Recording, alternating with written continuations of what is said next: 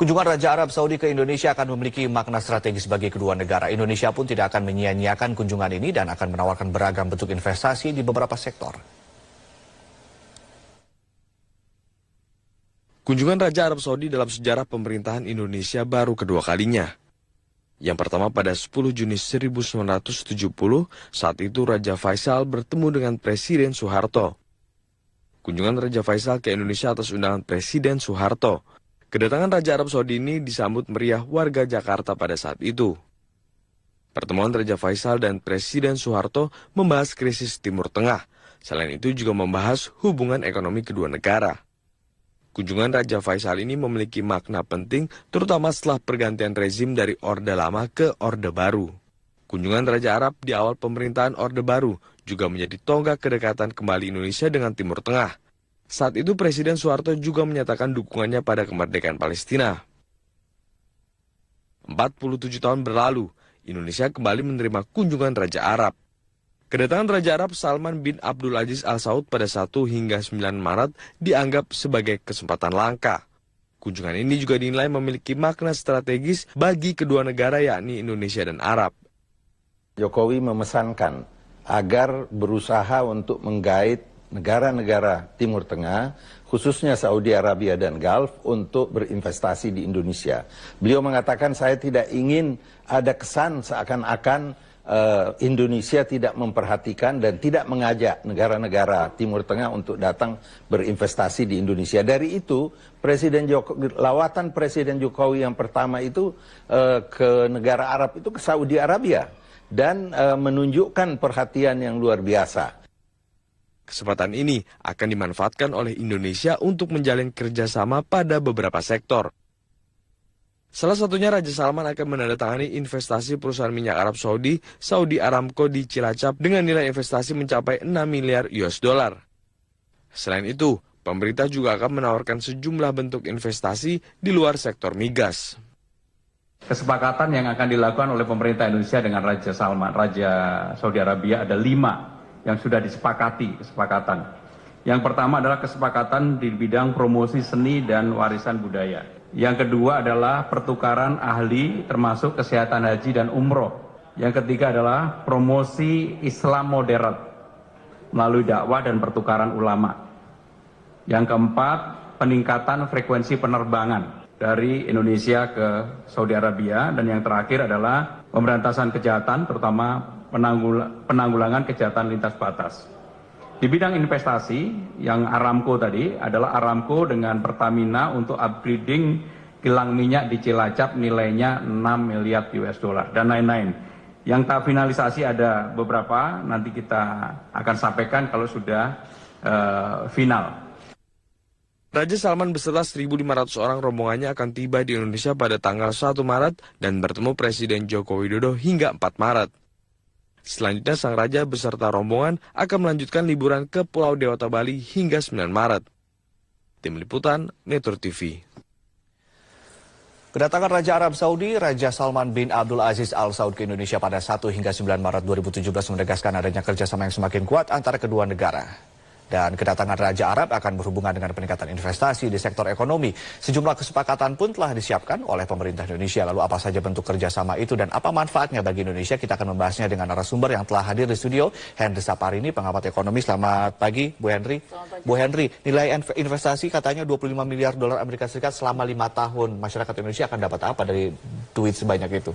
Ya, ini kan kita belum melihat mau investasi di apa saja, dan kalau misalnya yang tadi sudah disebutkan itu investasi di bidang energi, tentu saja secara direct kepada masyarakat itu penciptaan lapangan kerja dan sebagainya belum ya, karena itu adalah investasi yang sangat padat modal, padat teknologi. Nah, yang manfaat bagi kita, yang manfaat bagi kita adalah stabilitas dari ketersediaan energi dan sebagainya. Tapi saya rasa kita melihat kehadiran Raja Salman ini, kunjungan dari Saudi ini, ya kita lihat ada positifnya, tapi mungkin yang sangat perlu adalah bagaimana strategi kita.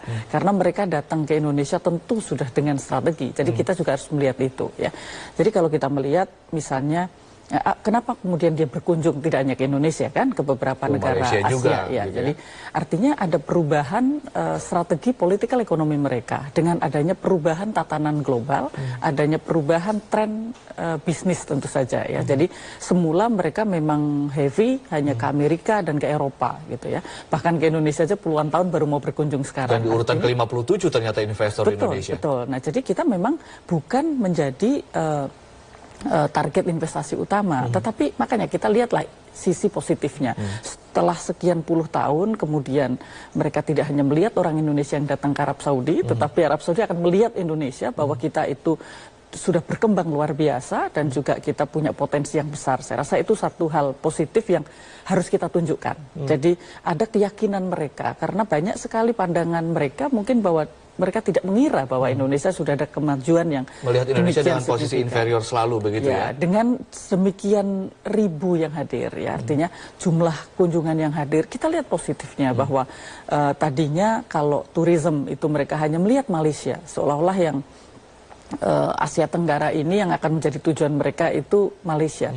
Tetapi dengan seperti ini tentu saja akan ada pemberitaan yang luar biasa di sana, dan ini akan menjadi marketing yang sangat murah bagi kita bahwa Indonesia itu punya potensi luar biasa dari sisi tourism dan juga dan lain-lain. Nah, jadi ini dari sisi kita melihat, ya kita lihat secara proporsional bahwa ini ada hal-hal positif. Oke. Nah, tapi Anda mengatakan bahwa ada strategi, mereka sudah melakukan strategi, berarti mereka yang butuh saat ini begitu ya? Tentu. Oke, Jadi, apa yang kemudian harus disikapi oleh dari sudut pandang kerjasama ekonomi khususnya untuk Indonesia? Iya. Tadinya kan kalau kita melihat Arab Saudi itu mereka lebih fokus kepada tentu saja energi ya, minyak dan gas gitu. Kemudian sektor-sektor lain tidak. Nah, sekarang ini dengan adanya perubahan teknologi, sudah ada energi-energi baru yang bisa menggantikan gitu, maka mereka tentu harus berpikir untuk masuk ke sektor-sektor yang lain. Demikian juga dari sisi negara mana yang akan menjadi partner. Kalau semula hanya Amerika dengan Eropa, tapi kita tahu sejak tahun 2008 Amerika juga Eropa mereka mengalami krisis, mereka juga harus melakukan diversifikasi ya. Habis samalah dengan negara-negara lain, mereka harus mencari partner yang bisa menyelamatkan ekonomi mereka. Apalagi sekarang ini mereka menghadapi juga defisit APBN mereka. Nah, ini jadi itulah hal-hal yang akan menjadi agenda penting untuk kunjungan atau lawatan mereka ke beberapa negara Artinya Asia. Indonesia memiliki bargaining power begitu di dalam hal ini. Nah, selama ini kan kemudian digembar-gemborkan yang kemudian membuat orang Indonesia sedikit bangga adalah mengenai kuota haji. Itu saja sudah membuat Indonesia senang. Apakah cukup hanya poin itu yang kemudian harus diajukan oleh pemerintah Indonesia kepada Arab Saudi dalam hal kerjasama ekonomi, Bu Henry? Saya rasa kita mesti harus lebih dari itu ya. Begini, kita setiap tahun berapa juta yang datang untuk umroh dan juga untuk haji. Nah, ini maksudnya tadi kita punya posisi tawar yang kuat. Nah, sehingga jangan kita hanya datang untuk berhaji, kita perlu memang kuota yang lebih besar, tetapi semestinya harus ada juga di dalam kaitannya mereka meminta kemudahan di Indonesia, kita juga minta kemudahan untuk bisa berinvestasi di sana. Sektor apa saja yang menarik agar Indonesia bisa berinvestasi di Arab Saudi? Karena kita juga mencari celah pasar dan juga untuk pendapatan devisa juga sedang gencar-gencarnya begitu kan, Bu Henry? Betul. Jadi tentu mereka ini juga tidak terlalu terbuka kan, tetapi kita dengan dikaitkan dengan kerjasama yang mereka harapkan di sini, kita yang penting adalah bagaimana kita mencari tujuan ekspor baru, ya kaitannya dengan tadi kegiatan umroh dan haji, kita juga punya produk yang luar biasa untuk dipasarkan di sana. Nah, upaya Indonesia untuk menekan biaya haji, misalnya dengan meminta untuk membuat asrama haji, itu kan sangat wajar ya. Dan kemudian juga dilengkapi dengan seperti kalau kita ada apartemen di bawahnya kan pasti ada bisnis areanya ya. Nah, kita minta seperti itu dong. Nah, itu yang akan berdampak langsung bagi masyarakat Indonesia. Oke, jadi sektor makanan, sektor apa lagi yang kemudian fashion, bisa terkait dengan Indonesia itu, bisa masuk ke sana? Ada fashion, kemudian ada kosmetik, kan ini kita sudah banyak sekali produk-produk yang halal ya. Jadi inilah yang harus dilakukan. Jadi satu sisi memang kita minta kuota, tapi kuota itu kan juga mereka juga naik biaya visa kan. Tapi kita juga harus setelah itu kita minta apa? Nah, kaitannya dengan kunjungan ini semestinya kita manfaatkan sehingga memang betul-betul kita juga menyiapkan strategi untuk bisa mendapatkan manfaat tadi gitu. Nah, jadi Itu baru satu hal tentu saja ya. Yang lain misalnya mereka pasti tertarik untuk investasi sektor lain, infrastruktur dan tourism. Ya, kalau misalnya untuk tourism, Indonesia memiliki luasan yang luar biasa. Kalau kita tahu mereka interestnya itu akan turis apa yang mereka minati, karena sekarang juga seperti Jepang, mereka juga sekarang berminat masuk ke tourism juga kan, mereka sudah membuat hotel dan sebagainya. Ini juga akan begitu.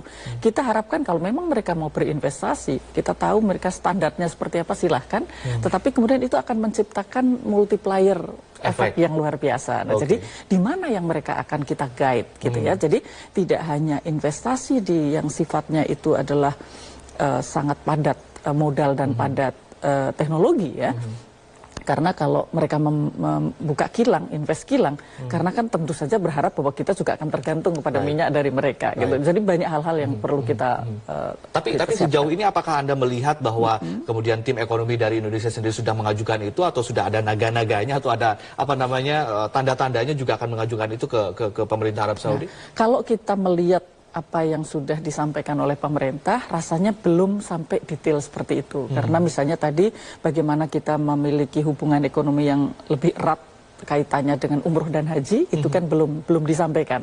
Ya, yang disampaikan misalnya kaitannya baru dengan itu kan nanti akan banyak CSR dari sana, jadi lebih sosial. Padahal kita juga kepingin bahwa itu penting, iya, karena tentu nilainya juga cukup signifikan, tetapi kita kepingin yang lebih berkelanjutan dan memberikan implikasi yang luas bagi masyarakat. Nah, jadi hal yang seperti itu, kayak misalnya selama ini kita mengirimkan tenaga kerja ke sana, artinya tenaga kerja kita ini juga sudah dipercaya oleh mereka untuk bahkan masuk ke wilayah privat kan, memasak dan sebagainya. Kenapa kita kemudian tidak meyakinkan bahwa makanan Indonesia itu juga bisa masuk ke sana, gitu ya? Jadi sektor harus hotel bisa masuk ke sana, sektor pariwisata masuk ke sana. Nah, inilah saatnya, maka semestinya ini kita juga sudah menyiapkan strategi sebagaimana mereka juga menggunakan berbagai konsultan untuk bisa datang ke Indonesia. Bu Henry, selama ini ada berbagai macam kajian menyatakan bahwa hubungan perdagangan antara Indonesia dengan kerajaan Arab Saudi itu tidak adil, artinya ada ketimpangan. Ini kemudian kenapa kemudian berjalan seperti itu selama puluhan tahun? Saya rasa kalau itu ya, itu kan tidak hanya terjadi atau kalau ketimpangan dimaksudkan adalah dari sisi defisit atau kita membayar memasukkan devisa lebih banyak daripada kita. Tentu saja itu sangat tergantung pada strategi masing-masing, karena kita juga defisit dengan banyak negara, termasuk dengan negara-negara ASEAN.